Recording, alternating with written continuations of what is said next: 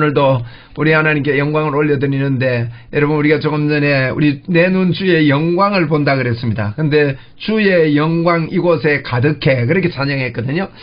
우리가 주님의 영광이 이곳에 가득함을 볼 수 있는 눈이 필요합니다. 믿음의 눈을 가지고 주님이 우리에게 그랬죠. 믿음의 눈은 어디서 봅니까? 말씀으로 믿음이 옵니다. 말씀을 들음으로 말미암아. 말씀에 뭐라고 약속했습니까? 말씀대로 믿는 것이 거듭난 것이라 그랬는데, 물대로, 물과 성령으로 거듭나는데 말씀이 기록한 대로 내가 그대로 믿는 거예요. 하나님이 나를 절대 떠나지 아니하고 영원토록 임마누엘 하시고, 내가 너를 결코 버리지 않고 결코 너를 떠나지 아니하리라.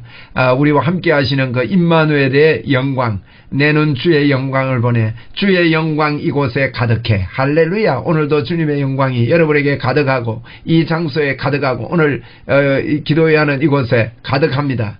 여러분, 우리 유튜브를 보시면서 함께 이 자리에 같이 하는 여러분에게 오늘도 주의 영광이 가득합니다. 우리 하나님께 영광을 올려드립시다. 할렐루야. 주님 영광을 받으시옵소서. 주님 영광 올려드립니다. 하나님 감사합니다. 하나님 경배합니다. 하나님을 높입니다. 우리 하나님이 좋습니다. 우리 하나님이 저에게 모든 것 되십니다. 그렇기 때문에 저는 염려가 없습니다. 하나님이 나와 함께 동행하기 때문에 우울하지 않습니다. 늘 기쁩니다. 늘 감사가 넘칩니다. 우리 하나님을 찬양합니다. 하나님, 저는 하나님께서 저를 완벽하고 정확하게 인도하시는 것을 알고 있습니다. 하나님께서 저를 사랑하시고 저를 향한 놀라운 계획을 가지고 계신 것을 알고 있습니다. 이것을 알 때 하나님이 저를 향한 놀라운 계획을 가지고 계시기 때문에 뭘 염려할 게 있습니까? 하나님, 그렇습니다. 우리 주님이 좋고 우리 주님이 나를 자녀 삼아 주셨고 그 넘어서 또 신부 삼아 주셔서 놀라운 하나님과의 밀접한 관계, 하나된 관계, 주님이 내 안에 내가 주님 안에 있음을 주님 알고 있습니다.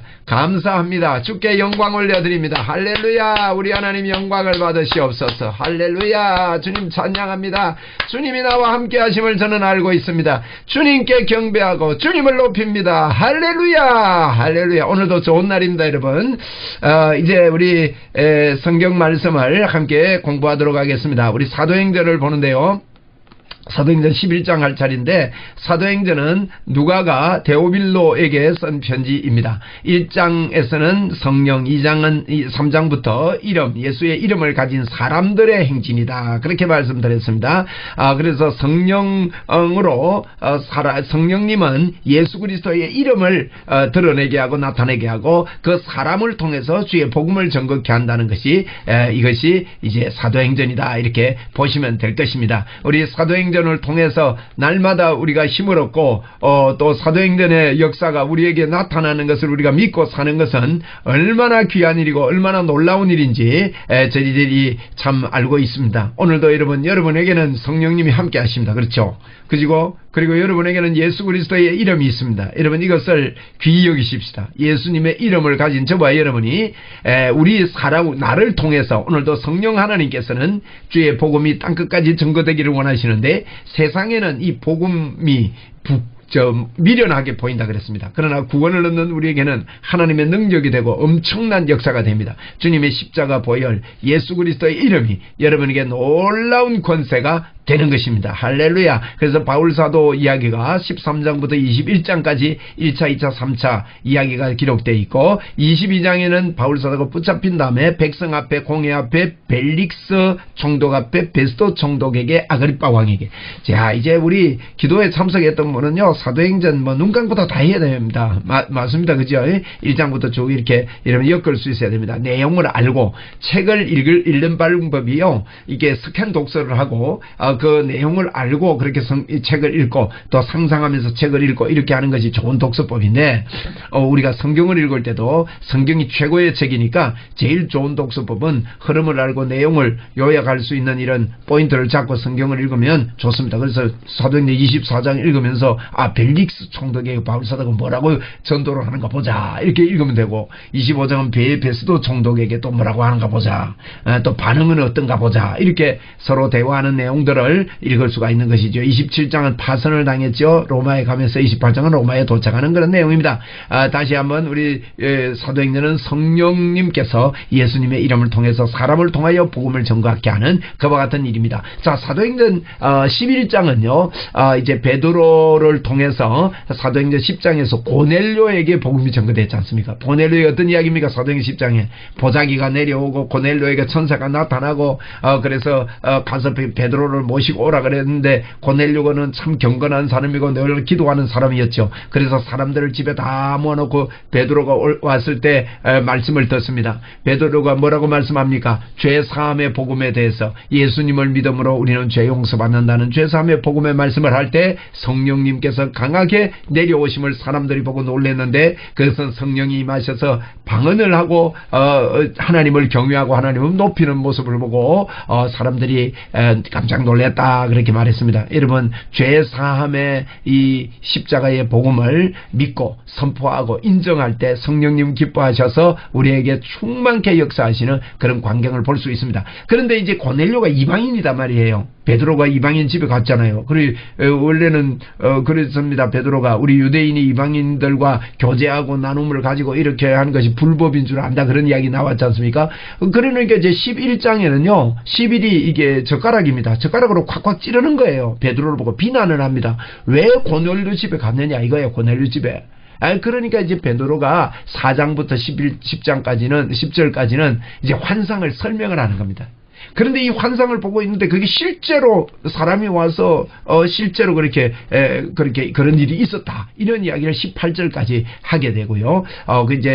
이제 요게 이제 예루살렘 교회에 베드로가 갔을 때 있었던 이야기입니다. 그다음에 19절부터 30절까지는 안디옥 교회의 이야기입니다. 그래서 예루살렘 교회의 이야기 베드로 때문에 고넬료 집에 갔던 이야기 때문에 이제 이런 이야기가 있고 안디옥 교회의 이야기가 그 뒷부분에 이렇게 나오게 됩니다.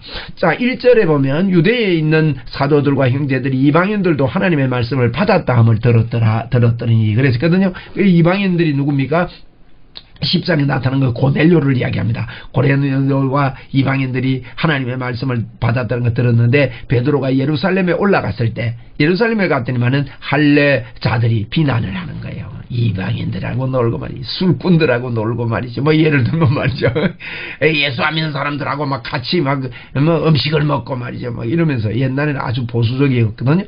그런데 3절에 이르되 내가 무할례자의 집에 들어가 함께 먹었다 하니 하면서 비난을 하는 겁니다. 2절에 보세요. 비난했다고 그랬잖아요. 비난했다. 이거 나오죠. 비난을 했다. 그래서 무할례 집에 들어가서 함께 먹었다. 그러니까 베드로가 그들에게 이 일을 차례로 설명을 하는 겁니다. 여러분, 우리가 이런 설명할 필요가 있을 때가 있습니다. 그죠? 그래서 내가 요빠시에서 기도할 때, 이 베드로는 기도할 때, 여러분 기도할 때 하나님의 황홀 중에 환상을 보니 기도하는데 환상하는데 큰 보자기 같은 그릇이 내 위에 매여 하늘로부터 내리어 내 앞에까지 드리워지거늘 이것을 주목하여 보니 땅에 네 발 가진 것과 들짐승과 기는 것과 공중에 나는 것들이 그 보자기 안에 있더라는 거예요. 그걸 환상 이야기를 지금 하는 겁니다. 왜 비난을 하니까 나도 이제 설득을 하는 거죠. 여러분, 우리가요 이렇게 기다릴 필요가 있습니다. 기다릴 필요가 있습니다. 우리가 교회도 그런 것 같아요. 성령의 역사를 다른 사람들은 경험하지 못하는데 나는 특별한 성령의 역사를 경험할 때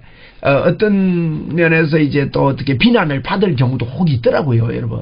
그럴 때는요, 좀 기다려주면서 이해하고 서로 이해하면서 기다려주면서 설명할 필요가 있는 거예요. 그래서 차근차근 설명합니다. 나도 그래 생각 안 했다니. 그런데 하늘에서 이런 보자기가 내려와가지고 이렇게 했다는 거죠. 그리고 또 소리가 나는데 내게 이르되 베드로야 일어나 잡아 먹어라. 그렇게 하기는 내가 이르되 주여 그럴 수 없습니다. 나도 그럴 수 없다고 속되고 깨끗하지 아니한 것 결코 내 입에 들어간 일이 없습니다. 이렇게 내가 대답을 했다. 나도 그거 이해한다는 거예요. 그러면서 이제 설득을 시키는 거죠. 또 하늘로부터 두 번째 소리가 있으리되 하나님이 깨끗하게 하신 것을 내가 속되다고 하지 말라. 이런 이야기를 베드로가 들었다는 것입니다. 그래서 이제 그런 이야기를 합니다. 이런 일이 3번 후에 모든 것이 다시 하늘로 끌려 올라가더라. 이게 이제 10장에서 실제로 있었던 이야기 아닙니까? 근데 마침 세 사람이 이렇게 하는데 세 사람이 내게 유숙한 집에 앞에 서 있으니 가이사랴에서 내게 보낸 고넬료가 보낸 사람이라. 성령이 명하사 아무 의심하지 말고 함께 가라. 성령님이 그랬다는 거예요. 사람이 왔는데. 그리고 이런 환상 가운데 사람이 오니까 그래서 내가 그 환상이 그 이야기인 줄 알았다는 거예요. 고정관념을 깨고, 내가 먹지 말아야 되는 거, 그거 잡아먹어라. 내가 속되게 한 거, 그 깨끗하게 한 거, 그거 속되다 하지 마라. 이런 거. 그러니까 하면, 그 여섯 형제, 이제 이 여섯 형제도 같이 있던 사람하고 같이 나와 함께 가서 그 사람 집에 들어가니, 그가 우리에게 말하기를 천사가 내 집에 서서 말하되, 네가 사람을 요바에 보내어 베드로라는 시몬을 청해라 했다고. 그래서 나를 청했다는 거예요. 그러니까 이 고넬료 집에서 있었던 일, 자기가 당했던 일, 비난하는 사람들한테 이런 설명을 하는 겁니다. 그가 너와 네 온 집이 구원을 받을 말씀을 네게 이르리라 함을 보았다 하거늘 그럽니다.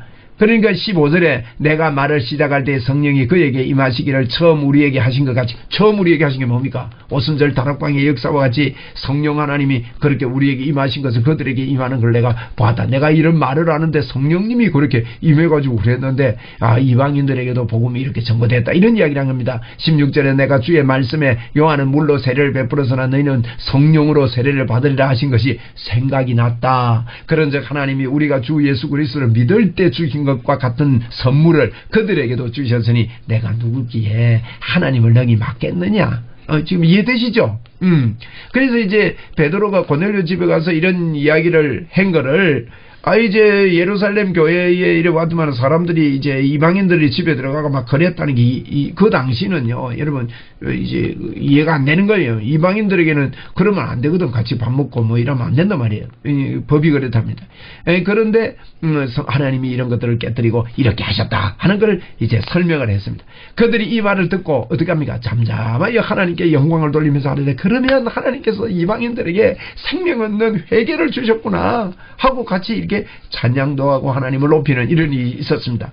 근데 그때의 서대반의 일로 이제 이렇게 베드로가 예루살렘에 이야기가 이렇게 끝나고, 그때의 서대반의 일로, 서대반이 뭐 돌에 맞아 죽었잖아요. 서대반의 일로, 이거 잘 보세요. 환란으로 말미암아, 환란으로, 그때 그런 일이 있을 때 서대반의 일로 일어난 일로 환란으로 말미암아 흩어진 자들이 있었습니다. 흩어진 자들이, 베니게와 구브로와 안디옥까지 이르러 베니게, 구브로, 안디옥까지 이르러 유대인에게만 말씀을 전하는데, 그 중에 구브로와 구레네 사람 몇 사람이 안디옥에 이르러 헬라인에게도 말하여 예수를 전파하니 그랬거든요. 이게 이제 이 안디옥, 이게 보면 흩어진 자들, 여기 흩어진 자들 보세요. 핍박으로 말미암아 곳곳에 다 흩어진 거예요. 흩어졌는데 여기 이런 이야기거든요. 이제 예루살렘에서 핍박이 임했어요. 그러니까 막 흩어져서 안디옥에 가서 교회를 세운 겁니다. 안디옥. 그래서 안디옥 교회. 여기서부터 이제 바울 사도가 선교 여행 가고 전도 여행 가고 이러거든요. 그게 이 수리아라는 지역에 있는 안디옥이다. 이쪽에 보면 비시디아에도 안디옥이 있습니다. 우리도 여기 우리 마을에도 제덕이 있습니다. 저는 처음에 우리 웅천이가 제덕을 보고 깜짝 놀랐어요. 부산에 제덕이 있는데 이러고 가면 부산 가나 싶어서 한번 내려가 봤다고요. 그런데 다른 마을이었어요. 우리가 똑같은 이름 가진 마을이 있잖아요. 여기도 안디옥이 있고요. 여기도 이쪽에도 안디옥이 하나 있습니다. 그래서 이걸 보고 수리아 안디옥이라는데, 예루살렘 지역에서 흩어진 사람이 수리아 안디옥에 있는데, 이 수리와 안디옥에서 있는데, 이 안디옥 교회의 구브로는요, 구브로 섬을 말합니다. 구브로에서도 오고, 구레네 사람이라면 리비아 쪽입니다. 이거 에집트거든요. 밑에 지금 지도가 끊겼죠. 요 밑에가 이집트입니다. 이집트 옆에 리비아거든요. 리비아 구레네 사람들이 안디옥까지 오고, 또 이 주변의 사람들도 안디옥까지 오고, 이 안디옥에 막 예수 믿으러 사람들이 이렇게 많이 오게 됐다. 그렇게 이야기를 하고 있는 겁니다. 그래서 주의 손이 그들과 함께 하시며 수많은 사람들이 믿고 주님께 돌아오더니, 예루살렘 교회가 이 사람의 소문을 듣고 바나바를 안디옥까지 보내는 겁니다. 이게 무슨 말인가 하면, 이제 안디옥에 막 사람들이 몰려들고, 예루살렘에서 흩어진 사람들이 안디옥 교회를 세우고, 안디옥 교회가 막 복음이 일어나고, 수많은 사람들이 예수 믿고 돌아왔다는 소리를 듣고, 예루살렘 교회가요, 원래 예루살렘 교회가 사도들이, 12사도들이 있는 교회입니다. 예루살렘 교회에서 이 소문을 듣고 바나바라는 사람을 안디옥까지 보내는 겁니다.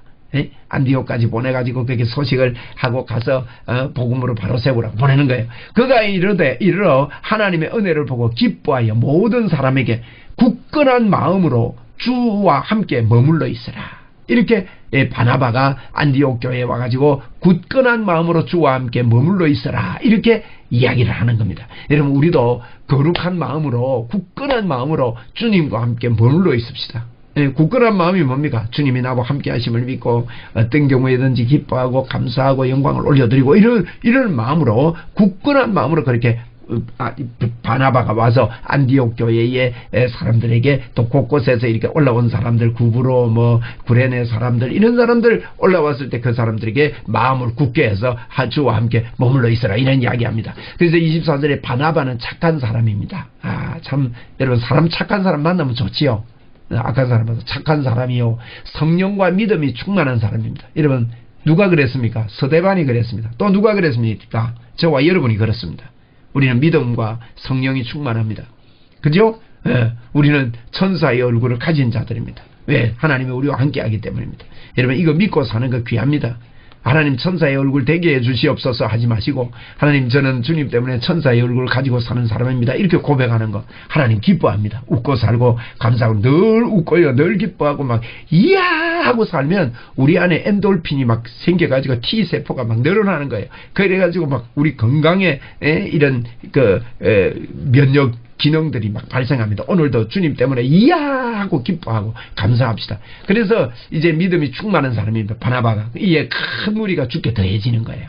바나바를 안디옥 교회에 보냈는데 예루살렘 교회가 큰 무리가 더해지는 이게 교회가 돼야 되는 거예요. 예수님의 이름으로 우리 웅천교회도 또 여러분이 섬기는 교회가 또 셀이 큰 무리로 더해지기를 예수님의 이름으로 선포합니다.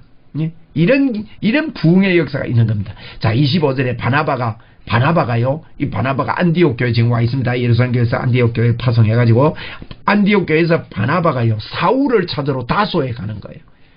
다소는 길리기아 다소라는데 저 위에 이제 아까 제가 비시비에 안디옥 말고 안디옥 하나 더 있다 그랬죠. 그 안디옥에